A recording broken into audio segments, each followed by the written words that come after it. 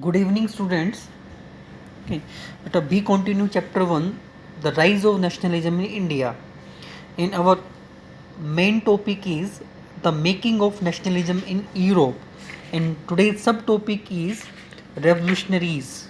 Okay, this is our first topic, revolutionaries.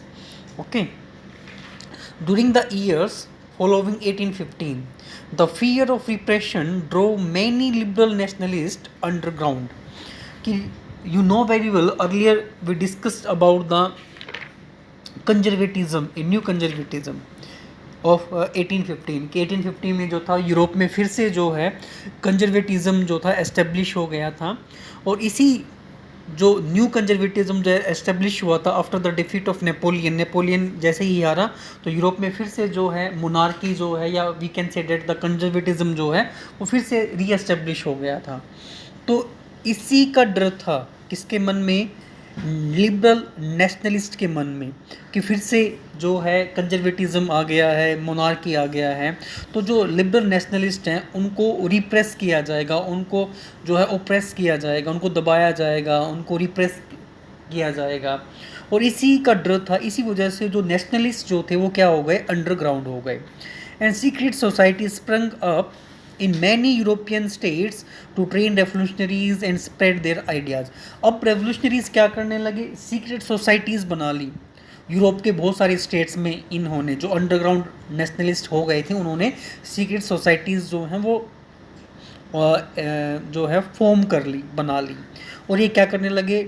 Train revolutionaries, और revolutionaries को जो क्रांतिकारी लोग थे उनको ट्रेन करने लगे। एंड स्प्रेड देयर आइडियाज़, और ये जो नेशनलिस्ट जो थे उन रेवोल्यूशन के थ्रू जो हैं अपने आइडियाज़ को स्प्रेड करने लगे। और आइडिया क्या था? कि मेकिंग ऑफ नेशन स्टेट्स, कि क्या बनाने थे यूरोप में? नेशन स्टेट्स जो है वो उनको बनाने थे। And to be revolutionary at this time meant a commitment to oppose monarchical forms that had been established after the Vienna Congress and to fight for liberty and freedom।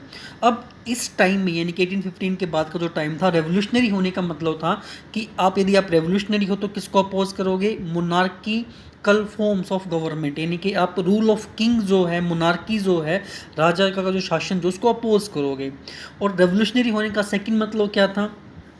To fight for liberty and freedom. किसके लिए लड़ना? Liberty के लिए and freedom के लिए। Okay, यानी कि freedom किससे? मोनार्की से। ओके, लिबर्टी क्या? लिबर्टी मीन्स कि उन लोगों को लिबर्टी चाहिए थी कि वो जैसे भी लाइफ जीना चाहें उस तरीके से लाइफ जी सकें। ओके, वो अपने पॉलिटिकल व्यूज़ को एक्सप्रेस कर सकें। ओके, उन्हें इस तरह की लिबर्टी हो। Most of these revolutionaries also saw the creation of nation states as a necessary part of this struggle for freedom। और इस टाइम पे जो था, जितने भी रेवोल्यूशनरीज थे वो ये देख रहे थे कि creation of nation state as a necessary part of the struggle for freedom. और वो जो फ्रीडम के लिए जो स्ट्रगल जो कर रहे थे वो ये भी देखते थे कि नेशंस स्टेट्स को बनाना भी जो है इस स्ट्रगल का इम्पोर्टेंट हिस्सा है। Okay, after now our first paragraph of revolutionaries completed. जो सब टॉपिक जो था हमारा रेवोल्यूशनरी, उसका जो फर्स्ट पैराग्राफ वो कंप्लीटेड होता है। After this video I will send you the second paragraph of सब टॉपिक रेवोल्यूशनरीज। ओके।